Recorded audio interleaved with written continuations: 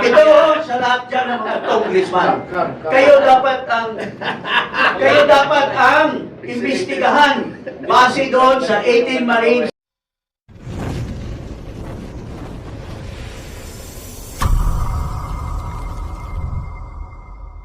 Members of the media and of course the social media. Very simple lang ang sasabihin ko rito. They've always been saying that impeachment is a political, endeavor, political process. Kaya the height of politics is present in the House of Representatives, sa Committee on Justice. I mean, wala na tayong pag-uusapan doon pa lang sa determination of form and substance. Pinakita na nila yung politika. 54 versus 1. Itong si Rufus Rodriguez, kunyari, dito, hindi niya alam kung saan siya kapapanig, sa kaliwa ba o sa kanan. Pero bumoto pa rin doon sa substance. So, dinadrama nila ang taong bayan. Alam naman natin kung saan hahantong ito lahat. In fact, gustong-gusto nila talaga na magkaroon ng trial sa Senate, pero ito lahat palabas. Palabas lang ito. Tulad ditong pangit na chairman. Gusto niyang maging maganda sa mga media. Kaya panay press release niya, sa mga mali-mali niyang sinasabi. Enhancing the political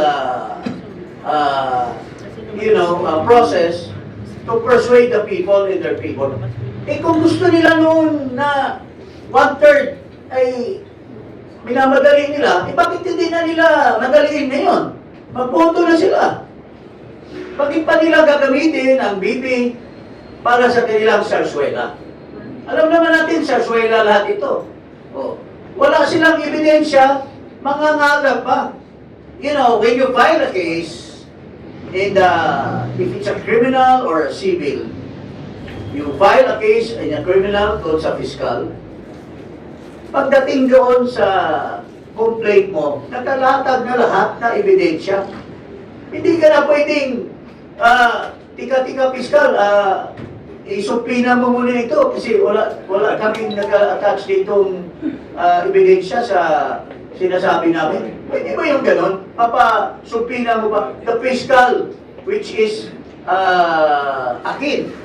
Sabi ni Jimmy, yung fiscal, kung anong trabaho ng fiscal, ganon din ang trabaho ng House Committee on Justice. They only determine probable cause. Pero if you're conducting a trial, you're already making a judgment. Kaya you're usurping the powers of the Senate. Di ba? Correct. Ano pang gagawin ng Senado kung pinrejudge mo na dito by making a mini trial kunyari, pero actually, you're already making a full-blown trial under the guise of a mini trial. Well, the Constitution did not use the word try for the House of Representatives. It only says initiate. And initiate means to say, i-determine mo lang, tapos kung mayroon kayong prima facie o probable, magbutuhan sa plenary. If you get 1/3, then let the Senate decide and try the case. Ito, inuusik nyo na si Vice President using several stupid arguments from stupid people na hindi man lang mga abogado. Paano na ang taong bayan? Tapos, gumagas na sila, nagpupunta sa Bali, mag-birthday celebration, di natin alam yung mga under the table dyan. So, ito lahat po ay papolitika. Kaya, baloney, yung House, talagang alam na natin ang ang kanilang boto. Mayroon dyan iba, kunyari, isang partido, isang ganito, kunyari, pahaging-pahaging pa. Sabi nga nung isang businessman na kausap ko, nagpapalapad lang ng papel yan para baka hindi pa nabigyan. So, ganito po lahat yan. Politika ang nagtulak nitong Committee on Justice. Gusto nilang gamitin for their propaganda, and they're hiring even dean of law schools to talk in their behalf to justify their sarsuela na mini trial. Mayroon isang bobo dyan na din na sinipa ng kanyang law school, daldal ng daldal, ang daming din na sinasabi. Katulad ito ng mga iba pang mga abogado dyan, na alam naman natin, mali yung sinasabi nila, but hindi natin alam kung anong nasa likod ng kanilang mga sinasabi. So, ang bottom line para sa akin, mga kababayan, I've been a member of the House. There were 3 impeachment process that I've gone through. First, yung kay Chief Justice Davide. Kami yung kay Chief Justice Davide, we achieved 1/3, pero hindi tinanggap ng Senado. Hindi in-endorse ni Speaker de Venecia. So, talagang pamulitika. Yung kay kay Bautista, pinatay na nila doon pa lang sa doon pa sa committee. Wala daw form, walang substance, pero na-overall ng plenary. So, ito lahat, it's politics.